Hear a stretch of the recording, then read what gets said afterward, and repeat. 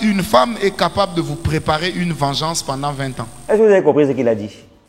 Une femme est capable de préparer une vengeance pendant 20 ans. Moussola va vous laisser faire jusqu'en... Quand elle va être prête, là, Satan va venir prendre un conseil. Maintenant, on fait comment? C'est elle qui a lui dit, et puis Satan va réagir. On a toujours besoin constamment de vous rappeler qu'il faut respecter la femme. La femme, il faut la respecter. On doit toujours tout vous dire. Vous avez dit, mais tes garçons, tu ne trompes pas ta femme. Il a dit, hey, respectez vos femmes. C'est très important. Ceux qui sont là, écoutez. Parce qu'il est de ces femmes, elle te fait croire qu'elle a pardonné parce qu'elle n'a pas où aller.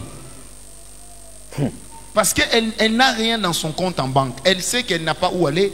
Et dans les pays d'Afrique ici, tu vas aller te plaindre. Et elle va calmement mijoter son cou, attendant patiemment le moment où elle aura tous ses moyens. Tu l'envoies en vacances, même en Ouganda ici, elle est partie pour de bon. Est-ce que vous avez compris? Tu l'envoies en vacances en Ouganda ici, même dans n'importe quelle même ville, même du pays dans lequel tu vis là. Elle va trouver sa chance là-bas, elle va partir pour te laisser, tu peux rien créer. Et puis femme là, elle va pardonner. En fait, elle fait semblant de pardonner. Elle n'oublie pas, hein, c'est elle là, elle ne pardonne pas. C'est elle là, ça s'ajoute seulement parce qu'elle n'a pas les moyens pour dire qu'elle va aller se chercher seule. Toi aussi maintenant, quand tu seras dans le pain là, c'est là maintenant que tu as lu l'air. Ceux qui sont allons seulement, écoutez bien hein, ce que le pasteur dit. Donc la ligne à ne pas dépasser, c'est ne pas blesser l'amour de l'autre et surtout ne pas cocufier l'autre, que ce soit dans les fiançailles, surtout et encore dans le mariage. Et d'ailleurs, moi j'ai toujours dit, dans les fiançailles, c'est encore pire. Quelqu'un qui vous trompe, pendant qu'il ne vous a pas encore passé l'anneau au doigt, il faut laisser. Ne dites pas l'amour est aveugle, rendez-lui ses yeux. Si l'amour souffre du glaucome, allez vous faire soigner. Parce qu'il y a de ces choses, on les tolère aujourd'hui, mais ça montre déjà où on va. Et l'homme, de par sa nature, la Bible dit que le cœur de l'homme est insatiable. C'est-à-dire l'homme, de par sa nature, s'il n'a pas eu une bonne correction, il est difficile qu'il s'arrête. Est-ce que vous avez compris? Si l'homme n'a pas eu une bonne correction, il est difficile qu'il s'arrête. Vous pensez que ça a été dit comme ça pour rien, quoi? Hein? On doit toujours tout vous dire, vous les hommes là. On doit toujours tout vous dire. Hein? Surtout vous les femmes même. Congoloté. Hein? Et ça, même ceux qui sont remplis de l'esprit. Un de mes aînés me disait toujours, il dit, Francis, tu vas servir Dieu. N'oublie jamais ce que je vais te dire. L'impudicité est un virus. Il me répétait, il dit, tu vois le jour où tu tombes dans l'impudicité, demain tu tombes encore. Il me dit, il y aura une troisième fois. Il y aura une quatrième fois. Et puis ça va devenir ta vie.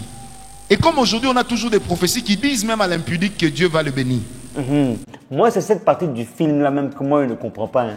Que, ouais, il a habité, oui, on l'a ensorcelé, oui, elle a fait ci, elle a fait ça. Sinon moi-même mon mari même n'est pas comme ça. Ma chérie, tu te mens. Tu te mens. Et surtout comme il a dit là pendant le fiançailles, si ton mari t'a trompé, ou bien ton fiancé t'a trompé, ma chérie, faut te chercher. C'est déjà nos fiançailles là, c'est quoi là? C'est que quand tu as te marié là, c'est gâté. On doit tout vous dire, non? Écoutez. Donc ça le conforte dans ce qu'il est en train de faire. Donc la limite, quand vous êtes fiancé, est-ce que vous êtes avec moi? Oh! Je sais à toi. Ne regardez pas votre âge ou ne vous dites pas, mais cet homme, il va m'épouser. De toute façon, même s'il m'a trompé, il m'aime. Parce qu'il est de ces femmes qui sont d'une naïveté, mon Dieu. Comme la naïveté du moustique. Vous êtes en train de chercher à le tuer. Lui, il croit que vous l'applaudissez. Merci. Donc, il est de ces femmes qui sont comme ça, qui donnent toujours une raison. Non, s'il m'a trompé, ce n'est pas de sa faute. C'est parce que c'est sûr que c'est elle qui a commencé. Mais même si c'est elle qui a commencé, il devait se contenir. Merci. Parce que n'oublions pas aussi une chose dans la vie. Quand on va vers le mariage constitue en réalité le dernier événement le plus important dans la vie de l'homme. Merci, pasteur. Parce qu'il y a la naissance, il y a la fin des études ou le travail. Après, il y a quoi? C'est le Il mariage. y a le mariage.